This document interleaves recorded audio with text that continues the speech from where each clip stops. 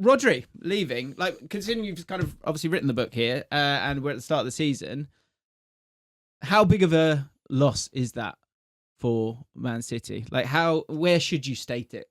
Is this for me or for John? I'm going to go John first. Yeah, it's funny, isn't it? Because I feel like the World Cup kind of retconned our takes on Rodri. Like, a lot of us, me included, thought that Rodri was done, partially because of injuries, but also partially because, as I talk about in the book a lot, it feels like the tactical landscape has shifted to an extent where a player like Rodri feels less valuable than ever before. That within the context of, he's one of the greatest footballers who's ever played the game. But yeah, really interesting. I think with Maresca going to City now, which feels like a continuity option for City, is sort of keeping that Guardiola line going in whatever form. Although I do think there are big differences between them. To lose someone like Rodri, expecting to play probably a little bit more possession control approach, is big. Yeah, I agree. I think with international football, I think that, we were speaking about it before we started recording, the World Cup was one where it was all about the individuals. Everyone was talking about the individuals and how they were doing well, and actually it ended up being a team that won it. Yeah. And Rodri being a big part of that. But you come back to the Premier League, and you don't totally know if that kind of form and influence that he had in that World Cup, which he didn't totally have, certainly over the entirety of the season, is that the truth now? But I agree with you. I think with how Maresca wanted to play, and I think Maresca is that sense. It's sensible to have that continuity, isn't it? Yeah. He would have been integral for them this year. He absolutely would have been. And I like the retcon idea, because I think that's the way that, like, I was myself guilty of that. Yeah. But again, it's a reminder about some people who talk about things properly. Sometimes we disregard them because we see what we see. And Guardiola was talking about how the best of Rodri will come at the World Cup. He did, didn't he? Yeah. You know what I mean? I'm like, of course he did. Come on. This guy's finished today. We talking about, I've seen him once a week. You only see him 5-6 times a week. You don't have a clue. But I think with Rodri and Man City, like, the continuity of bringing someone like a Maresca is kind of going against the change that's coming with all the players that are leaving. Yes. Because there goes Rodri, there goes John Stones, there goes Bernardo Silva. And that's a lot of football that's been played, say, as a collective. And I was at the game yesterday, which obviously Arsenal would thoroughly deserve to win. And I think after the game, Odegaard was saying Arsenal showed their level, which they did, but City didn't show theirs. And some of it was because I was looking at, say, the likes of Elliot Anderson, who I think will be a really good signing for City long term. But he didn't quite know how to work with Elliot Anderson, didn't quite know how to work with Antoine Semenyo, didn't quite know how to get the balls from people at the back. And he's been there a week, you know what I mean? Yeah. So he's coming in to replace or to be a part of a team which has got some long-standing, patterns and ideas and understandings of each other.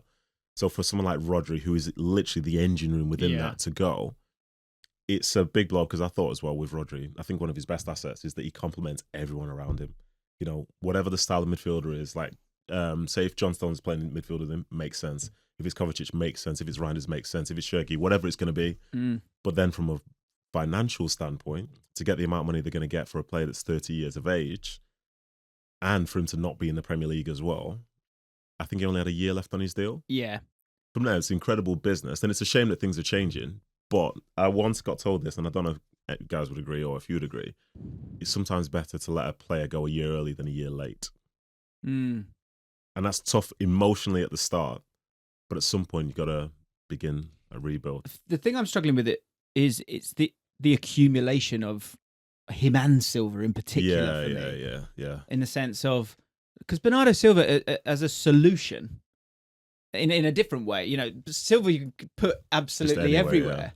And Rodri, that six has become, I'm sure it's discussed in the book at length, right? That six is so integral to a lot of football teams, maybe slightly less now. We're seeing a lot more twos now. So maybe that's why it maybe kind of does work. For me, I always think maybe I'm a bit heavy with it, aren't I, sometimes? But I think the emotional side of it, the energy side of it, I think Rodri won last year. I think that would have got him purring. That's fair. But what do you do if Rodri is the one that wants to leave? Yeah, it's hard. Then all of a sudden, like, you can't force him to stay, because now the player that Rodri is won't be the same if he's always thinking about wanting to go elsewhere. I think from a City perspective, and to be fair, lots of other clubs as well, they're quite good at recognising when somebody isn't going to be the same because their mind is elsewhere. Yeah, it's a really good point. It's a feeling I've got with City at the moment anyway, I think. I was quite disappointed. For the book, it's great that Guardiola left, because it sort of ties the narrative into a really neat bow. But I felt as though Guardiola was going through that tactical evolution last season Yeah. and was having to accept that the game was different to the way that it was 10 years ago. And I feel like, again, that's another sort of narrative cutoff point where I was like, I'd really like to have just seen what City would have been like under Pep this season, this coming season. But it does feel like with Pep going, and then, as you say, Stones, Silva, and now Rodri, it does very much feel as though there's been like a hard cut there. And I'm really interested. I'm really interested to hear your thoughts actually on what you think City under Maresca will look like, because to an extent, I've been looking through his City team so far. Obviously, it's not a huge amount of sample size to go on, but feels like it's sort of like lots of mix and match bits from, like, they've got the out of possession stuff carrying on from the end of last season with that 4-2-4 block, whatever. But then actually in possession, it looks like a lot of the stuff that City were doing in 17-18 with like heavy reliance on wingers at a point in time when it feels as though Guardiola was like moving away from that and signing someone like Semenyo. How do we feel about City this next season? Because it almost feels as though, yes, it's the continuity option, but it almost feels as though it's going in the opposite direction to the way that Guardiola was going by the time he left. Yeah, I think that's what I mean.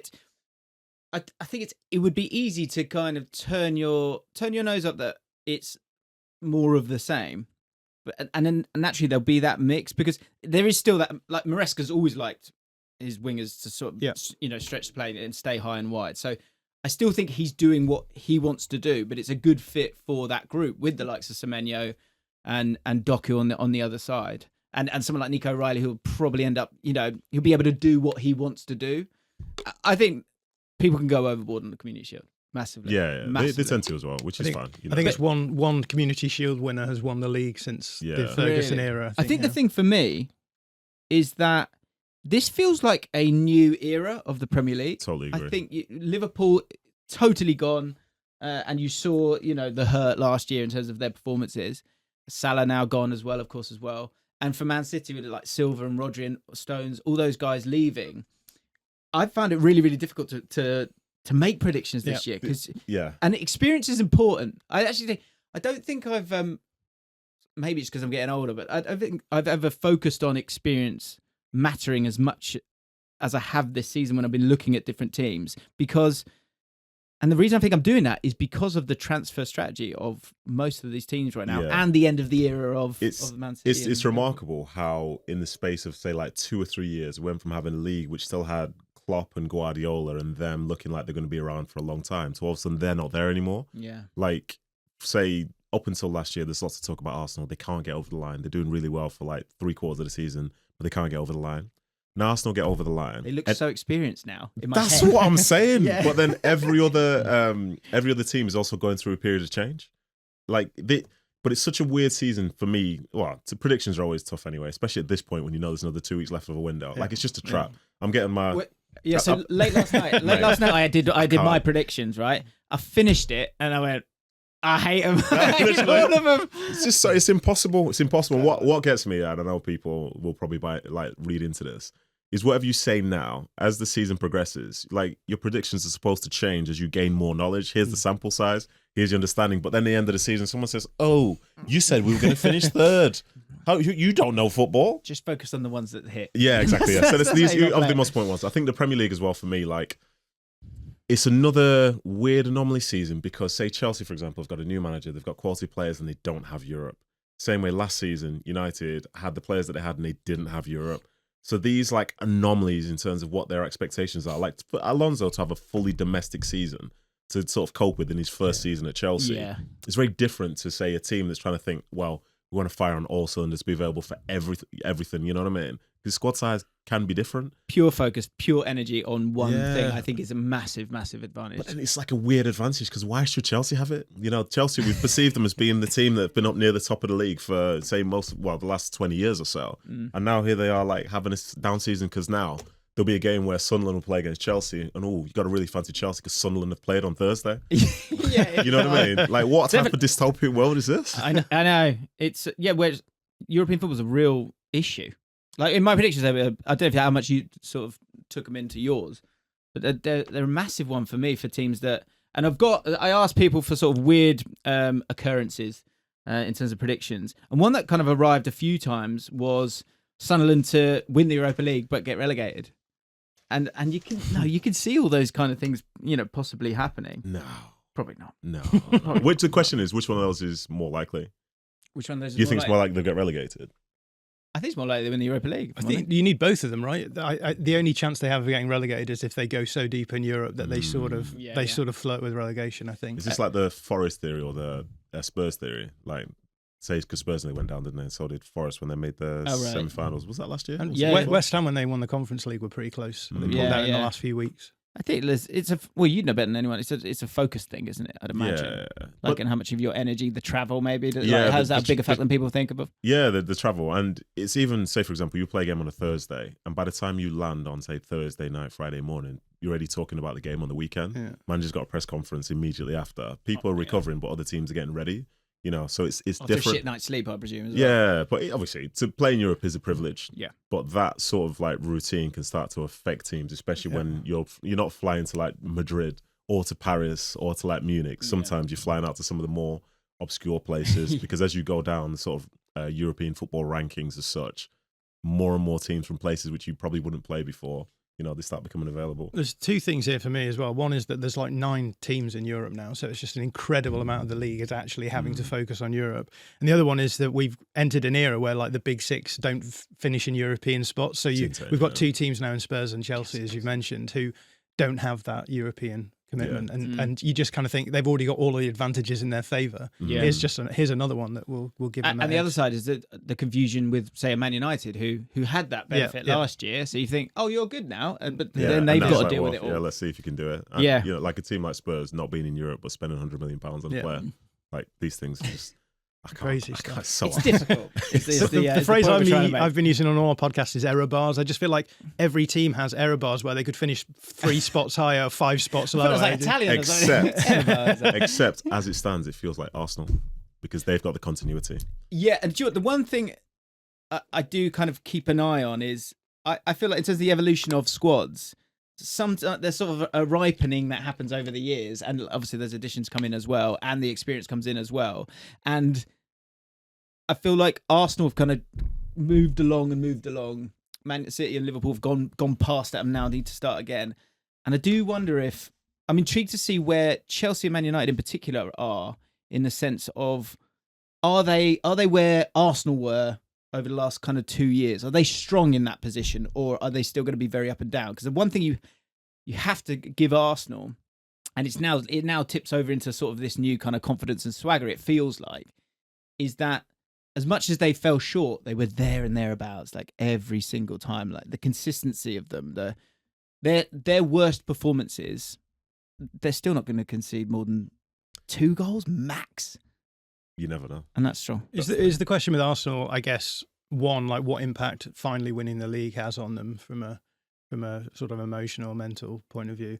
But also, I guess, injury. It does feel like it's so hard to read teams now because if you look at a lot of the players in that team and they've had to, and we've seen that drop off happening almost season in, season out for Arsenal with Odegaard one season and then Saka last season, Calafiori. Like there's a lot of players there for me who I kind of think if that drop off occurs, then how do I feel about them? And then one final thing, the PGMO, whatever you call them now.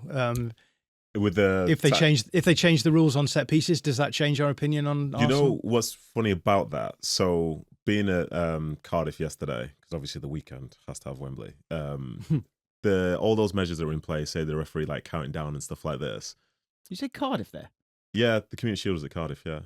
Oh, was it? Yeah. Listen, I totally get that people wouldn't know that. Like it's on TNT. Sorry, like it's you know, I mean, I should know that. I knew see the goal, see the extended highlights. The weekend has 5 days at Wembley, and because the World Cup went a week later, they just said, the weekend's obviously more valuable than the start of the English domestic season. But I won't get into that.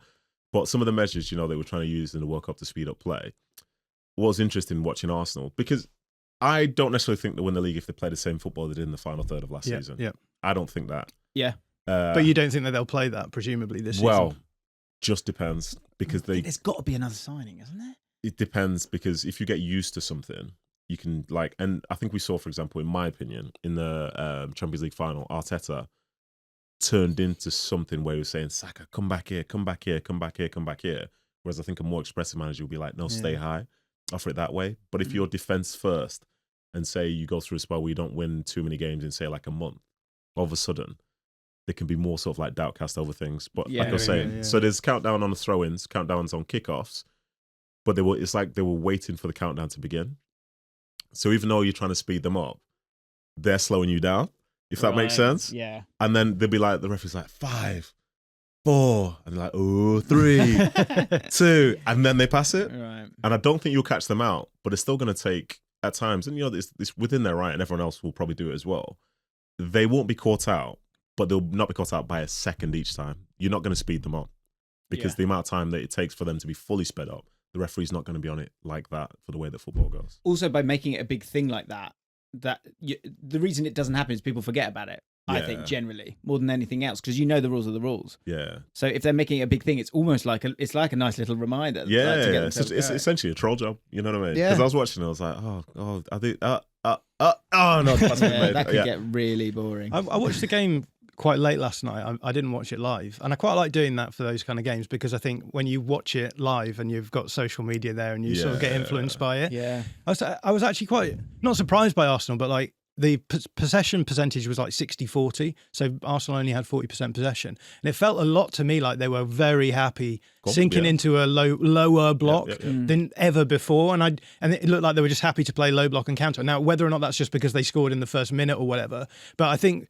we may see this happening more. Is that it feels like the elite sides are going one of two directions. It's either Bayern, PSG, everyone presses, you go, and you rely on your 1v1 duels across the pitch. I think what we'll see, I'm interested, maybe I'm wrong, but I think what we'll see from Arsenal this season is for them actually being happy to be almost like a low block and counter team. I don't think they'll be low block and counter because I think they do have ways of being able to decompress from those low blocks into actually quite intelligent pressing sequences. But I'm really interested to see whether or not they go through with that this season and whether or not it's going to be absorbing pressure and going long rather than sitting in mid blocks for a long time. Is that sort of lower possession due to them playing quicker too? Did you see that? I don't know. Again, for me, I was just sort of surprised at how happy they were to just be quite passive in the It used to be the case that they would go really aggressive. I'm always reminded of the City 4-1 win at the Etihad for was that 22-23 season, where they came out and they pressed incredibly aggressive and had a lot of success with it. But then there's that goal where Stones just kicks the ball long, and it's like 2 passes, bang, De Bruyne scores. And from that point onwards, I think you can almost see the passivity in that press has been getting less and less. Because I think if you sit in a mid block, you just get picked off these days. Like, teams are so good at finding spaces that if you're sitting in a mid block, you've just got to be ready to drop into that low block if you're not willing to step into the high press. And I think if they build a team now that is happy just sitting deep, yes, jumping up when the moments arise, but like being happy to go long and direct. I mean, it's the way the game is going, I suppose, but I'm kind of interested to see what that looks like for Arsenal. I think that's the way I believe. I know you see Arsenal play in the games against teams who are similar to them. Yeah. Not necessarily for the other games. I think they are comfortable, because they were applying pressure to City yesterday with some of the pressing that they were doing. They're trying to limit some of their service and so on. But City are just a good possession-based team. I think it's one of the few things overall which they did okay yesterday. But it was a very, very poor version of City. And I think from Arsenal's perspective, like, David Raya made some great saves yesterday as well, I thought. But one of his strengths is like his longer kicking. And they will always utilise that, and when that's going to be the case, there'll be some turnovers and they won't necessarily be able to keep possession that high up in the opposition's half, which is one of the main facets in terms of being able to keep possession. But Arteta's clearly comfortable with that. The players understand how to do it, and they'll always have speed and a danger because, say, Havertz will work hard and the 2 wingers will make sure that they can run in behind as well. Yeah. So sometimes it's almost like lull you into thinking you've got total control, but then be able to hit you. I like they're prepared to suffer. We saw that in Champions League final. I think the balance then was wrong because they suffered too much. Yeah. But they are prepared to suffer, and any team that plays like that is always going to be very hard to play against. Yeah, it'd be interesting when it's a different opponent, isn't it? Yeah, if they're doing that against like Leeds at home or something like that, with all due respect to Leeds, I don't know why it's at Leeds. I don't know why it's at Leeds. Then you'd be thinking, okay, well, that's not going to work. To be fair, Leeds are the only team I think that they were flamboyant against. Like 10 goals combined. Well, I'll see. So that's one. If it happens there, then that's an issue.